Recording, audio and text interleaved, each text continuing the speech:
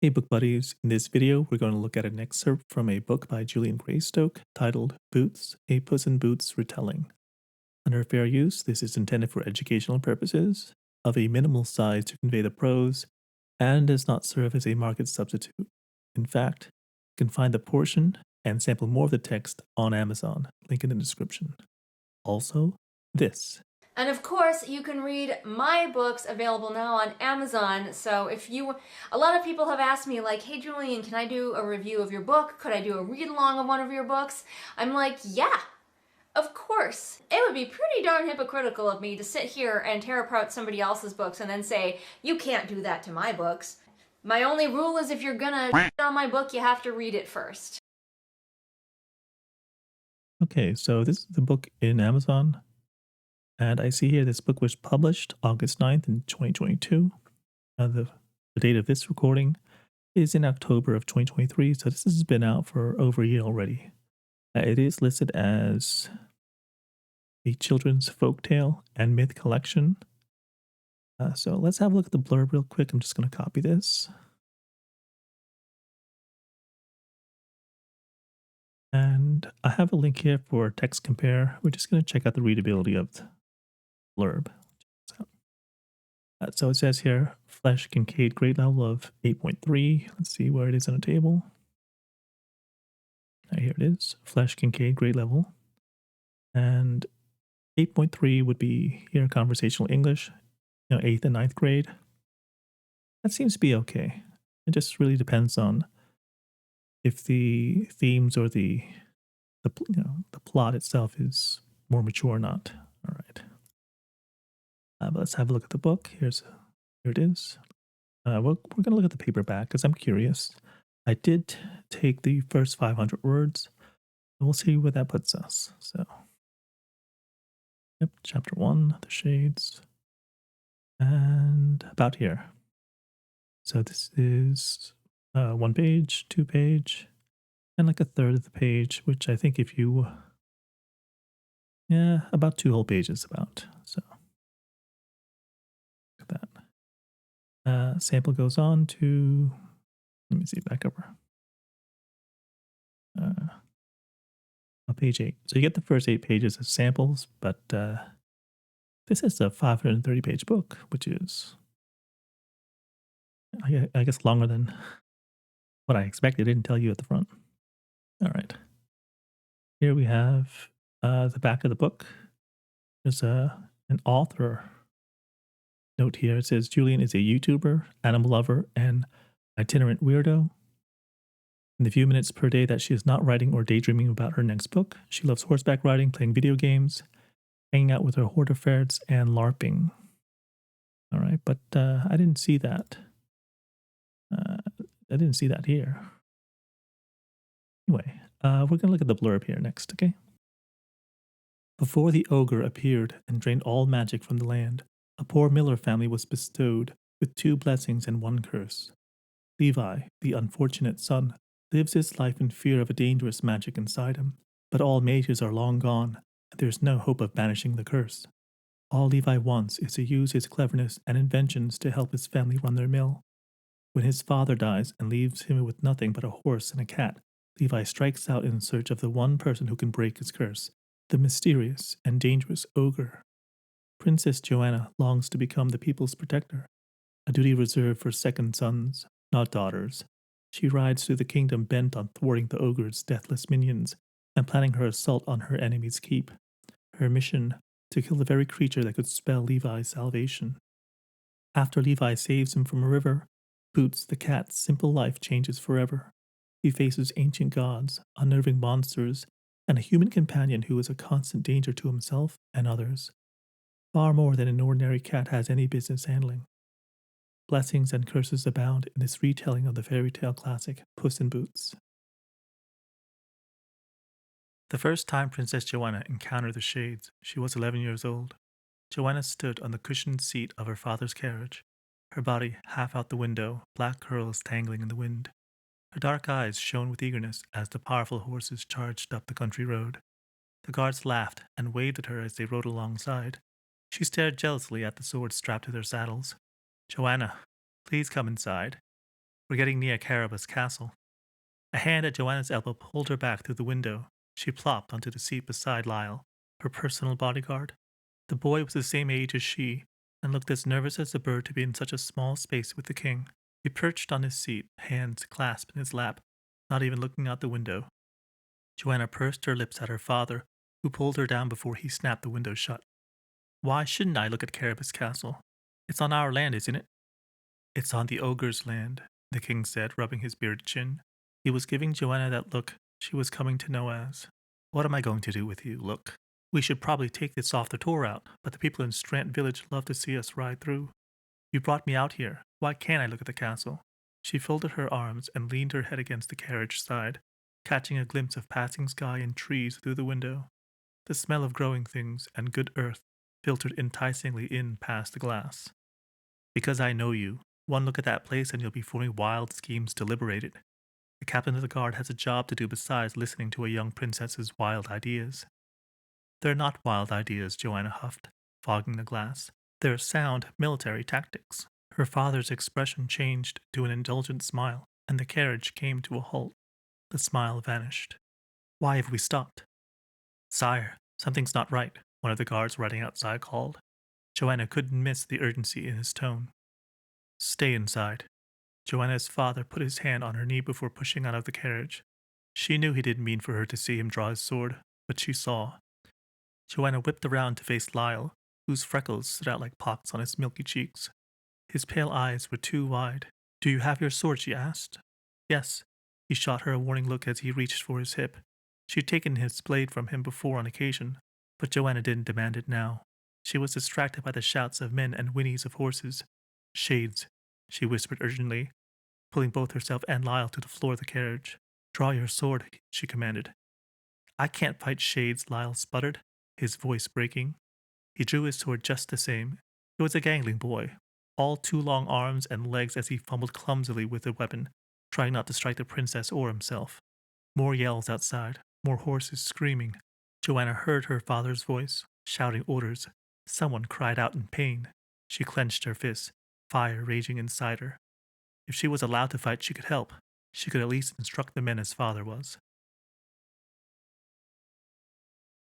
Okay, now that we've had some context, I just want to look at the manuscript in whole instead of having it written out in portions, like from the read-along. Just want to let you know that I've actually had to type this out manually. You can't copy and paste from Amazon or Kindle.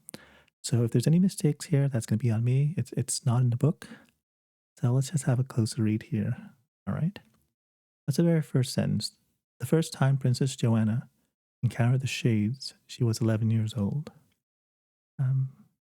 Thinking about this, and if you cross out all of the modifiers, the actual sentence, for this one is, "She was." So this is a passive sentence. I know a lot of folks say it's not good to have passive sentences, but in this case, I think it works because the princess is being acted upon. It's attacked by the shades, so kind of adds to that vulnerability of the character. But I do have a question about how or why this construction is used. The first time Princess Joanna encountered the shades, she was 11 years old. So the first time, I'm going to guess that there's going to be subsequent time. So this kind of doesn't really build the scene. It just is a statement the first time. Maybe there's a second time mentioned, soon. So it's a little distance here when you read it. It's like we're going to focus more on the number of occurrences more than the actual one that we're going to come up on. And the end here says she was 11 years old. I'm thinking, well, the first time the prince encountered the shades, he was 10 years old. So if you read this, it's like, okay, is this the important part of the sentence, or is this the important part? You kind of have to guess right now. So, I mean, this again frames the rest of the events, but I think maybe we should just try not to have this sentence at all. Maybe reword it a little bit, just to focus more on what we want to do with it. Joanna stood on the cushioned seat of her father's carriage, her body half out the window, black curls dangling in the wind. Here's another part that I took issue with. It's right here. Her dark eyes shone with eagerness. Then you have the next paragraph. The guards laughed and waved at her as they rode alongside. She stared jealously at the swords strapped to their saddles. So here we have her dark eyes shone with eagerness, and then her eyes stared jealously.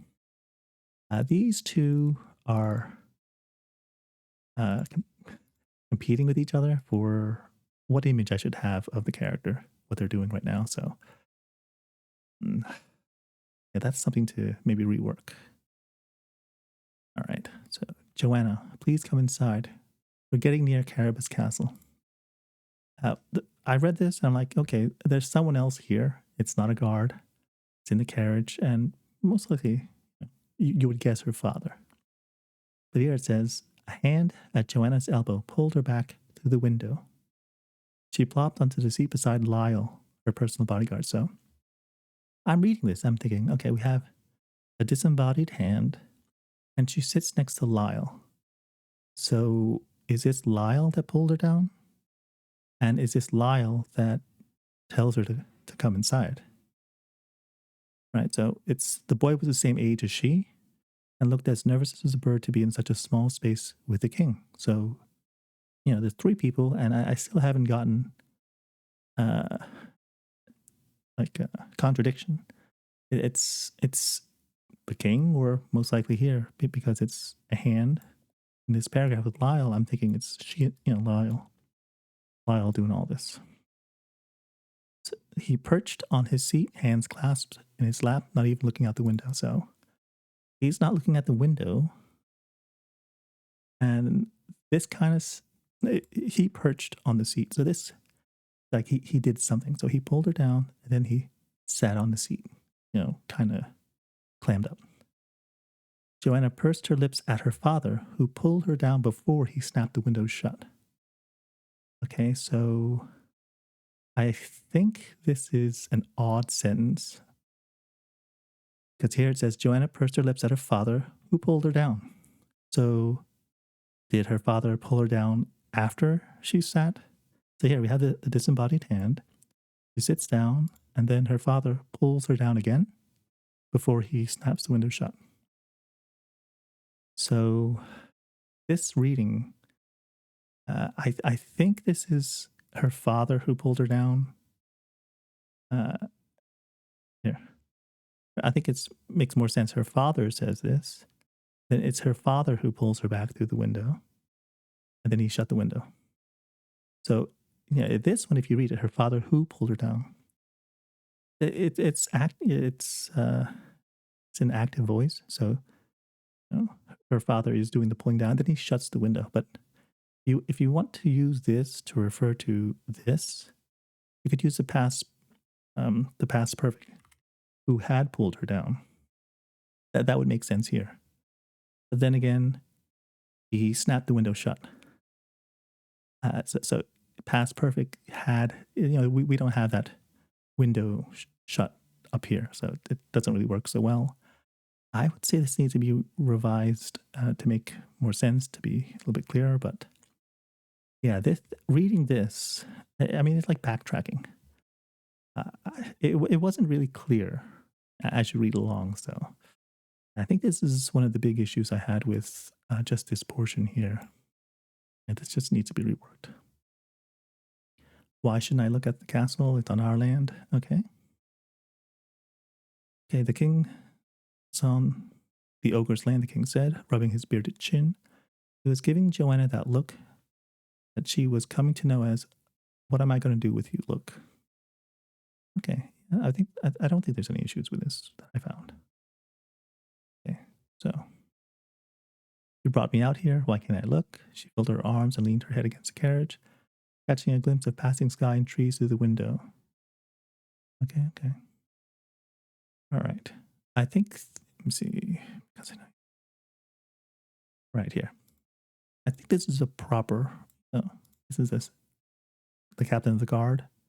That's a title, so this might be proper. proper. To do with something too young. This one, punctuation, a lot of S's. There you go. They're not wild ideas. Okay. Just vanished. Okay. So going through this, her father's expression changed to an indulgent smile. The carriage came to a halt. The smile vanished. Why have we stopped? So this is everything her father says. Sire, something's not right. One of the guards riding outside called. Joanna couldn't miss the urgency in his tone. Okay. Something's... I think that you have the guards saying something and then Joanna immediately responding to it. So multiple actors in a single paragraph is, or potentially can be confusing. Stay inside. Joanna's father put her hand on her knee before pushing out of the carriage. She knew he didn't mean for her to see him draw his sword, but she saw. She knew. Don't know how to justify this. Or maybe it's just telling. I think it's telling. Joanna whipped around to face Lyle, whose freckles stood out like pocks on his milky cheeks. His pale face were too wide. Do you have your sword? She asked. Okay. All right, that's good. Yes, he shot her a warning look as he reached for his hip. She had taken his blade from him before on occasion, but Joanna didn't demand it now. She was distracted by the shouts of men and whinnies of horses. Shades, she whispered urgently. Can you whisper urgently? Okay. Pulling herself and Lyle to the floor of the carriage. Draw your sword, she commanded. Okay. Can't fight shades, Lyle sputtered, his voice breaking. He drew his sword just the same as a galloping boy, all too long arms and legs as he fumbled clumsily with the weapon, trying not to strike the princess or himself. More yells outside, more horses screaming. Okay, this part. More yells outside, more horses screaming. This really took me out because this is more like telling. So what kind of yells are we talking about? Like animal yells, or we have the horses, yeah, but the shades are what? Do they have a battle cry? Is it the guards? I don't really know. Joanna heard her father's voice shouting orders. So this is more telling. Because, well, what is he saying? Does he know how to deal with the shades, or I don't know. What kind of orders? Is he telling us to split up, or protect the rear, or I don't know what the orders are going to be. Then someone cried out in pain. More telling. She clenched her fists, fire raging inside her. This is telling. If she was allowed to fight, she could help. She could at least instruct the men as father was. This is odd. She could at least instruct the men as father did. Or she could at least instruct the men as father.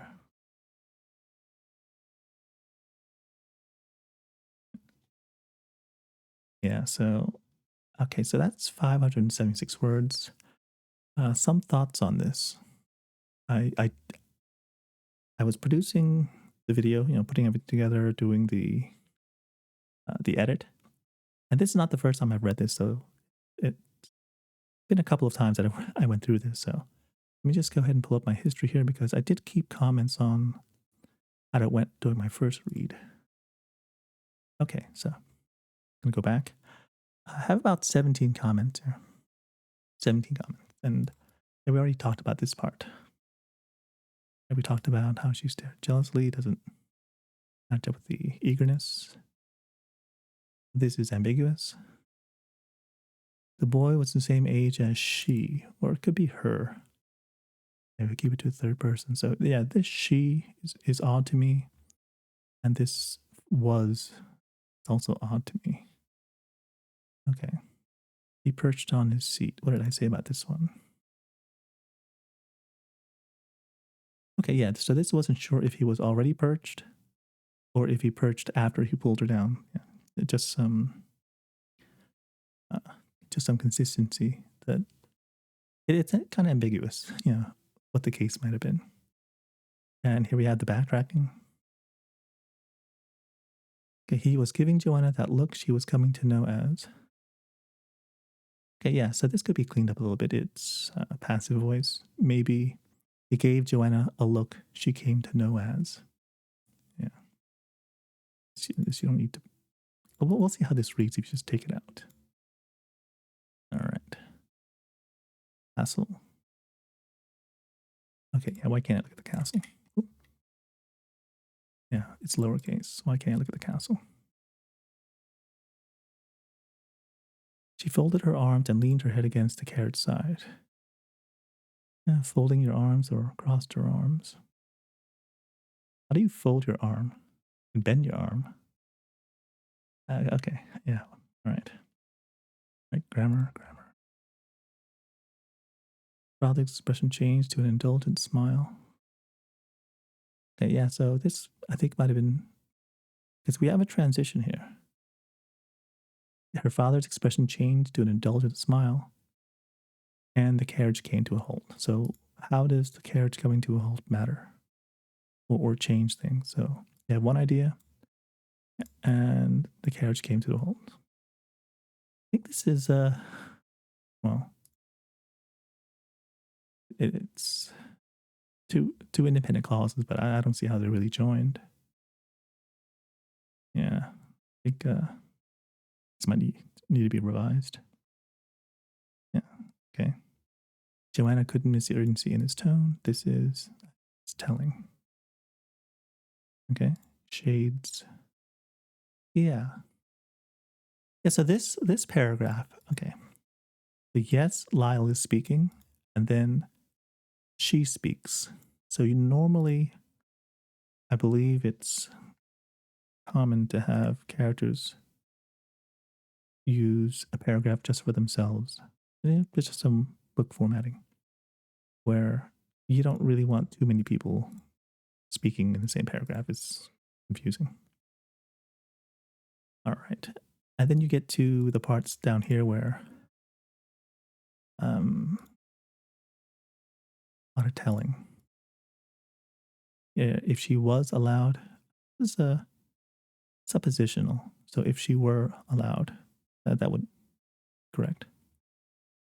All right. So I think this is 17 comments in about 570 some words. Probably look into what that amounts to, but yeah, I think that's it for the for review. I mean, the only thing right now is we have the princess, which is well characterized, and the second best characterized character is Lyle. You see how this character doesn't really seem to belong. So Lyle is the same age of the princess, which is odd. So why is this person that doesn't seem to be so able the personal bodyguard of the princess? That's some questions. Good characterization. What do we have now? I mean, it doesn't seem to be very capable, very accomplished. Seems to be the same age, so maybe something else is going on. Maybe comes from some prestige or privilege and gets put into that role. So that's good for Lyle. I see he has potential as a character. And I guess for the princess, she's kind of one note right now. We'll see how she grows out of this ambitious nature to command. All right, so that's the first 500 words or so. I think it ended at 570 some just to finish out the last paragraph here. All right, on to some closing thoughts. This is a published book, a self-published book. Julian Greystoke is a professional. You can commission her on Fiverr. And this is not a knock on her. She has great reviews. But I fear this is a self-edited book. In just the first 500 words, there are technical issues like capitalization and punctuation. Both happen in the same sentence, by the way, that a copy print editor can help with. And there are composition issues, which a line editor can help with. I didn't expect this because most writers work on their first chapter to get it at its best. I feel this book could be a lot better if she had the help. I write too, and when I edit my own work, I have the same blind spots in that I just don't see what's obvious to a new reader. Even producing this video, I've gone over the text again and again and again. And like with listening to the read, you just go with what you got. For me in this video, keeping notes on the first read was way more valuable than doing it on the fly several times in. Again, I don't want to take anything away from her. It comes with being so close, so familiar with the work. Maybe I'll continue to read the book or check out her latest novel, Adventurer Mage. But this video is only for the first 500 words of this book, so let's wrap things up. My thanks to Julian Greystoke for making this video possible. Check her out in the doobly-doo for more about her work and the link to purchase Boots, a Puss in Boots retelling. I hope this was fun, informative, and it would make me happy if anyone learned anything from this study. Please keep in mind that thoughts on a book are highly subjective, and if you have to take to the comments, please keep it respectful. Like and subscribe while you're there. Lastly, I might make this a series on the channel or keep it to live streams, so I am open to suggestions. I do ask for recommending titles, that it be a published work, and that the author is cool with it. That's all for now. Thank you for watching.